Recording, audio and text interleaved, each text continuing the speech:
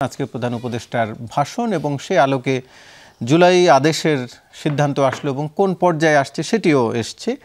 সেটিতে যাওয়ার আগে আদেশের সেটি নিয়ে আসলে আদেশের একটি ধারা নিয়ে একটু আপনার কাছে জানতে চাই।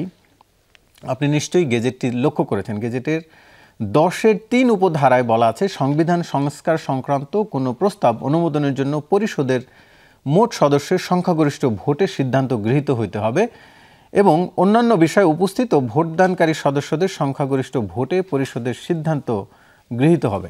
আমার প্রশ্ন হচ্ছে, ধরেন বিএনপি ক্ষমতায় গেল, আমরা ধরে নিলাম যেহেতু ভোট এখনো হয়নি, তার মানে হচ্ছে তারা অন্তত 151টি আসন পাবে এবং সেই আলোকে অর্থাৎ ওই পরিষদেরও 151টি আসন বিএনপির রয়েছে। সংখ্যাগরিষ্ঠ ভোটে বিএনপি এগিয়ে থাকলো, তাহলে কোনো সিদ্ধান্ত যদি আসে বিএনপি সেটি নাকচ করে দিল, যেহেতু তার নোট অফ ডিসেন্টে রয়েছে, সেটি কিভাবে গৃহীত হবে? ধন্যবাদ আপনাকে। এই যে আমরা যে জুলাই সনদ বাস্তবায়ন আদেশের 10-3 উপধারা দেখতে পাচ্ছি, এটা কিন্তু আমাদের সংবিধানের যে রেগুলার অ্যামেন্ডমেন্টের যে সিস্টেম বা যে মেথড তার থেকে ডিফারেন্ট। আপনি জানেন সংবিধানের 142 অনুচ্ছেদ অনুযায়ী যদি সংবিধানের কোনো সংশোধন আনতে হয়, সেটা সংসদে 2/3 ভোটের মাধ্যমে সে সংশোধনী বিলটাকে পাশ করতে হয়। অর্থাৎ আপনার যদি 300 জন সংসদ সদস্য থাকে, আপনার 200 জনের অধিক ভোট লাগবে সেক্ষেত্রে এই সংশোধনটাকে সংসদে পাশ করার ক্ষেত্রে।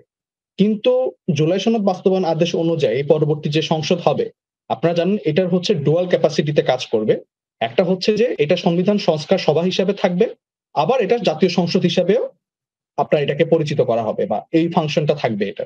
তো সংবিধান সংস্কার পরিষদ হিসেবে জুলাই সনদ কেন্দ্রিক কোনো প্রস্তাবকে বাস্তবায়ন করার জন্য অথবা সংবিধানে সন্নিবেশিত করার ক্ষেত্রে আপনার সিম্পল মেজরিটি অর্থাৎ 150 জন বা 151 জনের ভোটে সে প্রস্তাবটি সংবিধানে সন্নিবেশিত করা যাবে। তো সেক্ষেত্রে যদি দেখা যায় সংসদে কোনো দল যদি 150 বা 150-এর বেশি সিট পেয়েও থাকে এবং যদি তারা যদি হচ্ছে সেক্ষেত্রে যদি না ভোট দেয়, তাহলে একটা পরিস্থিতি দাঁড়াবে। আবার সংবিধানে যদি আরেকটা যেটা দেখা যায় যে হচ্ছে 150 জনের অধিক ভোটে যদি ওই প্রস্তাবটি গৃহীত হয়, তাহলে সেটা হচ্ছে সংবিধানে সরাসরি সন্নিবেশিত হয়ে যাবে। তো এখন যে ইকুয়েশনটা দাঁড়াচ্ছে যে আপনার প্রশ্ন ছিল যে 150 জনের বেশি যদি বিএনপি মেজরিটি থাকে এবং তারা যদি সেখানে না ক্ষমতা গেলে নিশ্চয়ই তাদের থাকবে, যারাই ক্ষমতা যাক। জি, যারাই ক্ষমতায় যাক। তো সিম্পল মেজরিটির জায়গা থেকে আপনি দেখেন ঐকমত্য কমিশনের যে জুলাই সনদ বাস্তবায়ন আদেশ, সেখানে যে অঙ্গীকারনামা আছে, যে রাজনৈতিক দলগুলো এই অঙ্গীকারনামা স্বাক্ষর করেছে এবং এই অঙ্গীকারনামার বেসিসে যে হচ্ছে এই যে জুলাই সনদ বাস্তবায়ন আদেশটি জারি হয়েছে, এখানে কিন্তু সবাই অঙ্গীকারবদ্ধ যে এই সনদ বাস্তবায়নের জন্য প্রতিটি পদক্ষেপ এবং প্রতিটি স্টেপে তারা সহযোগিতা করবেন এবং সনদের বাস্তবায়নের বাইরে গিয়ে কোনো কার্যক্রমে তারা অংশগ্রহণ করবেন না। এখন সংসদে একটি দলের মেজরিটি থাকবে, তারা সেক্ষেত্রে তাদের এই সংশোধনী কেন্দ্রিক তাদের মতামত, তাদের ভোটদান তারা করবেন। কিন্তু এই যে অঙ্গীকারনামাটি আছে আপনি দেখেন তফসিলে সংযুক্ত, তার বাইরে গিয়ে তার কিন্তু সেক্ষেত্রে কোনো ডিসিশন নেওয়ার সুযোগ নাই। আর যেহেতু সবাই জুলাই সনদে স্বাক্ষর করেছে, বিএনপি অন্যান্য দলগুলো স্বাক্ষর করেছে এবং বাস্তবায়ন আদেশটি যেহেতু হচ্ছে একটি রাষ্ট্রের আইন হিসেবে, আদেশ হিসেবে যেহেতু এটা সবার প্রতি বাধ্যকর, তো সেক্ষেত্রে এই আদেশ এবং সনদের স্বাক্ষরের বাইরে গিয়ে কিছু করার সুযোগটা থাকছে। কিন্তু যেটি বললাম, এটি তো আদেশের মধ্যেই এই ক্ষমতাটি ওই পরিষদকে দেয়া হয়েছে, অর্থাৎ এই সংখ্যাগরিষ্ঠতার ভোটে সেটি পাশ হবে।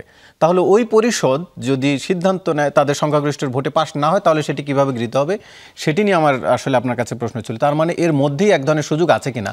আপনার বক্তব্যে যেটি এসছে সেটি তো এক ধরনের জেন্টেলম্যান এগ্রিমেন্ট কিংবা সদিচ্ছা, সেটির কথা বলছে, অর্থাৎ বাধ্য কিনা ওই পরিষদের বা যেই ধারাগুলো এখন আসছে সেগুলো ওই পরিষদ করতে বাধ্য কিনা, আইনের ব্যাখ্যা কি বলে আসলে সেজন্য জানতে চাওয়া। একটু ছোট করে যদি বলতেন।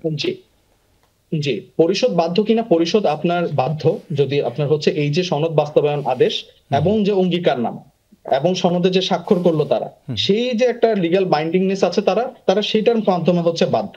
এখন দেখেন এই জুলাই সনদ বাস্তবায়ন আদেশকে কিন্তু যে কেউ আদালতে প্রশ্ন করতে পারে। যে আমি বুঝতে পেরেছি, তার মানে আপনি অঙ্গীকারনামা বলছেন সেটি আসলে লিগ্যাল বাইন্ডিংস না, এক ধরনের নৈতিক বাধ্যবাধকতা রয়েছে, আইনি বাধ্যবাধকতা নয়। জি, আমি বুঝতে পেরেছি।